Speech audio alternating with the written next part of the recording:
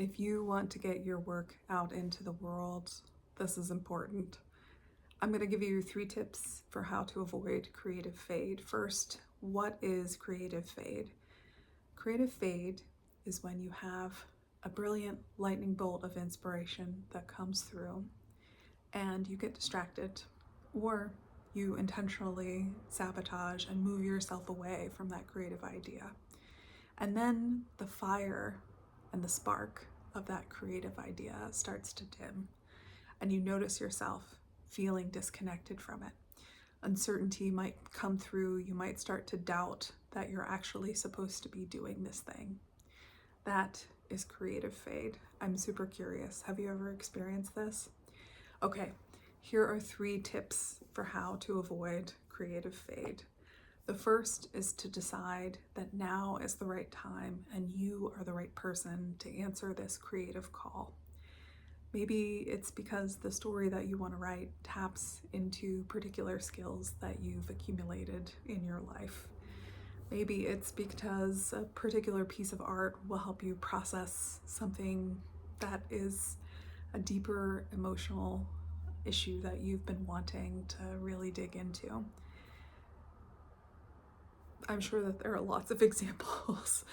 You have to decide that now is the right time and that you are the right person. Really think about that. Is now the right time? Are you the right person? Take a skeptic's view, but then also take a passionate advocate's view, okay?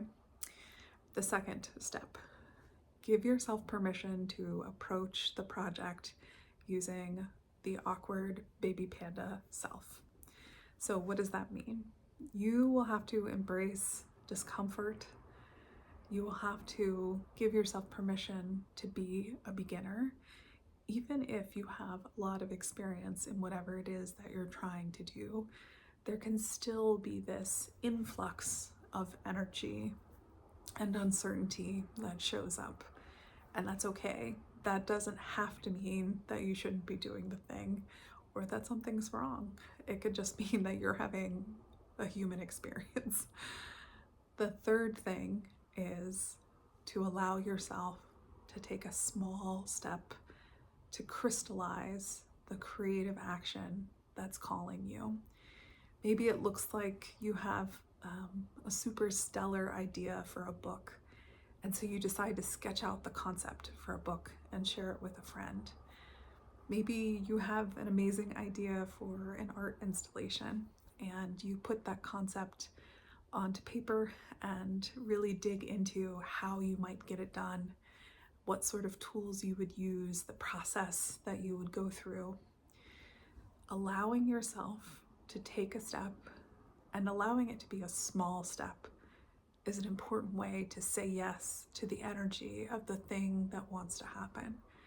Give yourself some room, because what I know to be true is when you start paying attention to this space where the creative calling is taking place, more energy will want to come through. So if it feels like you've had an amazing idea and the energy has faded, don't put yourself into a position where you walk away from your creative calling altogether. Give yourself room to practice stoking the fire. Give yourself room to practice hearing the call. You want to allow the universe, God, angels, whatever words, language that you use for it, it could be your creative unconscious too. You want to give any of those benevolent energies time to see that you are paying attention to those places and to send messages and more inspiration your way. Avoiding creative fade is about taking concrete steps, about saying yes quickly, and about choosing to do it even when you don't feel as polished or curated or as aesthetic as you think the world might want you to be. We don't get much time on this planet. Most of us don't know how long we're going to be here.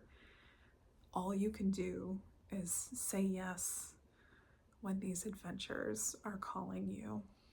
Say yes, because you don't know when it's going to end. And you also don't know how many good things will happen and how many people you can positively impact with your work when you say yes.